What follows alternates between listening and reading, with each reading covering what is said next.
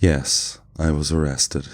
It's been at least 5 years since I served my debt to society, and I tried to live a normal life. Don't think I'm trying to make excuses and repeat a well-known cliché, but I really had a rough childhood. I lost my father in a work accident, and shortly after, my mother succumbed to alcoholism. If I wanted to eat, I had to learn to beg or steal. So it wasn't hard to get involved in more serious things, dangerous groups and bad influences. That's a recipe for ending up in jail at 21. Even though I had some run-ins with the police and even spent a night in the local precinct cell, nothing prepared me for what I would face behind bars. I got there and felt weak, like the kid I was. Just a child who had barely left diapers and already thought he ruled the block. There were many internal rules there, and you'd be surprised how respectful men who broke the law could be with each other. There were certain ethical norms, and in cases of disrespect, the court came into play. The court was a group formed by Francis, the boss of a faction, and some of his trusted men.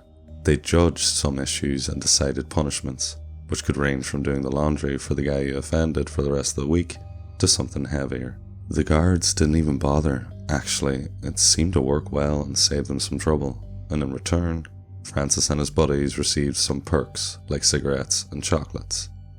Some of the most notable rules in jail were: never cut in line at the cafeteria, don't touch others' things without permission, and don't disrespect other inmates' visits. All of these seemed normal and reasonable, but there was one specific rule that bothered me. Never look at the painting on the wall of cell 11. I remember hearing some murmurs down the corridor from time to time, but the first time I understood the issue was on a night when Old Munford was telling his stories. Old Munford was a card-carrying swindler, used to deceive people with a mask of seniality, and as you might expect, prison was a gold mine for him, where his skills of smooth talk and diplomacy fit well along with, of course, an excellent talent for storytelling, to pass time on nights when it was too hot to sleep early. That particular night, the conversation revolved around the unwritten rules of the prison, and that's when Munford mentioned the mysterious rule of cell 11. "Listen up, lads," he said with a tone of seriousness that grabbed everyone's attention. "In cell 11, there's a painting on the wall, and there's a very clear rule about it. Never, under any circumstances, look directly at it." The murmur spread throughout the circle of inmates. "It was painted by a guy who passed through here a long time ago for killing his own mother. He was locked up in solitary confinement in cell 11. And during a psychotic episode, he used something that no one really knows what it is to paint the eye.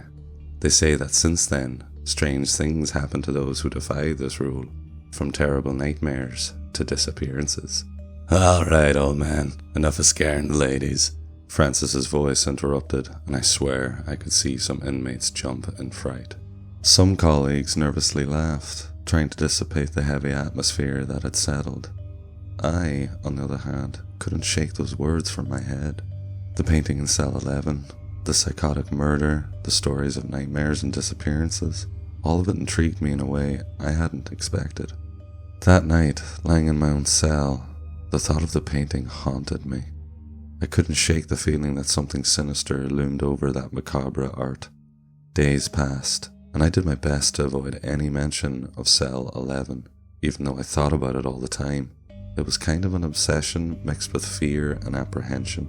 I longed to know more, but I didn't have the courage to ask. However, fate, or perhaps my own imprudence, decided to play with me. I was playing basketball on one of the sports nights we had in the yard when Bob, a big tall guy, threw himself against me to prevent a basket I was about to make.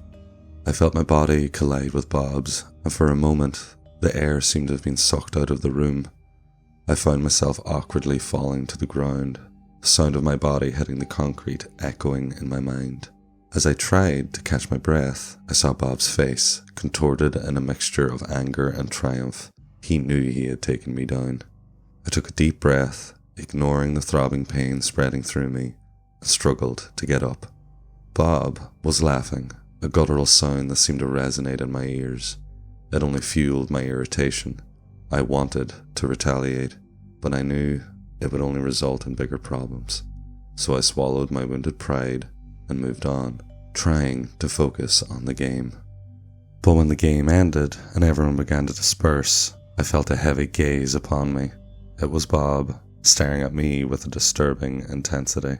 I frowned, feeling uncomfortable with the way he was watching me. It wasn't like I had never faced intimidating stares before, but there was something different about the way he was looking at me. Something that sent shivers down my spine. I tried to ignore him and move on, but his presence hung over me like a shadow. As I walked away from the court, I felt a chill run down my spine. I decided to head back to my cell, hoping to find some peace and quiet there. But upon arrival, I was met with an unpleasant surprise. The guard responsible for the corridor, Tully, was standing in front of cell 11, with the door open and staring inside, mouth agape. "Hey, Tully?" I asked, approaching at a safe distance. "Guard Tully?" I leaned toward him. Suddenly, his neck jerked. His face slowly began to turn to face me. Now, the moonlight caught his face very well, illuminating the pale skin that reflected like a beacon in the dark corridor. I could see the tear streaks down his cheeks, his eyes staring at me with an irritated red hue, as if he hadn't blinked in a while. Without changing the expression on his face, a scream poured from his throat along with a thick strand of saliva. My legs started to tremble as I watched that surreal scene unfold before me. Part of me wanted to run away as fast as possible, but another part was paralyzed by fear and morbid curiosity. What the hell was happening to him? Tully continued to stare at me with his bloodshot eyes, emitting that shrill scream that echoed through the empty prison corridors. I could feel my heart pounding irregularly in my chest as my mind tried to find a logical explanation for it all. The guard then staggered towards me with a wobbly step and placed his hand on my shoulder. I felt the grip tightening. "Tully, please," I said louder, not to him, but to see if it would attract the attention of someone who could help. He put the other hand on my shoulder, even stronger, his face now inches from mine, allowing me to smell an acidic odor emanating from his hoarse voice. Now his nails digging into my uniform, and I could hear them entering my skin, tearing. "Stop, please!" My screams attracted another guard who intervened in the situation before things got even more out of control. It took 2 more colleagues to get him off me, and 3 more to take him away from there, while I remained trembling and trying to process what had just happened. My whole body was tense, muscles contracted by fear and adrenaline. I couldn't get the image of Tully's face out of my mind. My mind automatically returned to the stories Munford had told about cell 11 and the wall. Did that have any connection to what I just witnessed? Was there really something painted on the wall? I looked at the open door, the number 11 engraved on the door's lead. It seemed to invite me, to mess with me. I could go there, see what was inside the cell. No one would need to know, right? I found myself raising my hand without even realizing it, heading towards the door, ready to open it a little more and see inside the cell, when a voice echoed behind me in the corridor, calling my name. I jumped out of the trance, startled, and turned to see the nurse, who was calling me to be taken to the infirmary. "These are some pretty nasty injuries," she commented as she examined the wounds. It was nothing. I tried to sound tough. The only thing I noticed was the surreal beauty of the woman I hadn't seen before. I saw the name Linda pinned to her badge. "I've been through much worse on the streets, Linda." "Miss Linda," she corrected, tightening the bandage knot with a hint of annoyance at the taunt. I let out a small ouch of discomfort, and I could see a small smile forming on her face. "And Tully? He, seemed strange, very strange tonight." Linda's expression instantly changed upon hearing the guard's name, her eyes darkening slightly, and a shadow of concern crossing her face. "We still don't have much information. It seems to be a psychotic episode. We had to sedate him." She shook her head, pointing to the stretcher behind me, where he now lay peacefully in contrast to moments before. "A psychotic episode?" I repeated, my voice sounding more like a whisper than I would have liked. Does this happen here often?" Linda hesitated for a moment, as if pondering what to say. "Not so often, but it happens," she finally replied, carefully choosing her words. "The environment in here can be challenging for some, Not everyone can handle the pressure. A guard entered, requesting the girl's services for a sick inmate. She quickly adjusted the IV in my vein and bid me farewell, saying that I would be under observation for the night. That early morning in the infirmary was long and restless. As I lay on the stretcher, watching the shadows dance on the walls in the dim light of the lamp, my mind was in turmoil. The image of Tully's contorted face, his red and empty eyes, continued to haunt my thoughts.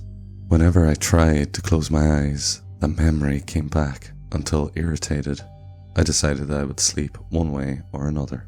I began to ignore the thoughts and try to induce sleep, no matter how shallow. Gradually, I calmed down, clearing that terrible picture from my mind, when I felt something strange. A tingling sensation took over my body. I felt my face start to warm up and a familiar smell in the air. I could smell that acidic odor coming from Tully's mouth.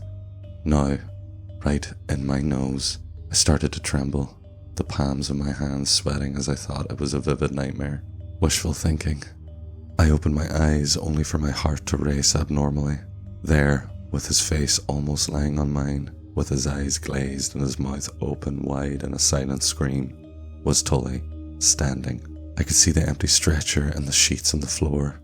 On his arm, the needle now disconnected from the IV dripped blood all over the floor, in a darker tone than normal. Panic took hold of me as I stared at the surreal scene before my eyes. I wanted to do something, scream for help, but it was as if I were in a sleep paralysis. I wanted to get out of there as fast as possible, but my throat seemed closed, as if fear had completely taken over me. Tully remained there, motionless like a statue, with those empty eyes and the mouth open in a silent scream. Blood slowly dripped from his disconnected needle, forming small dark puddles on the floor.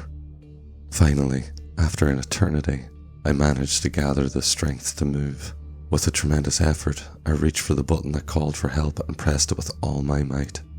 Soon, the guards came running towards me.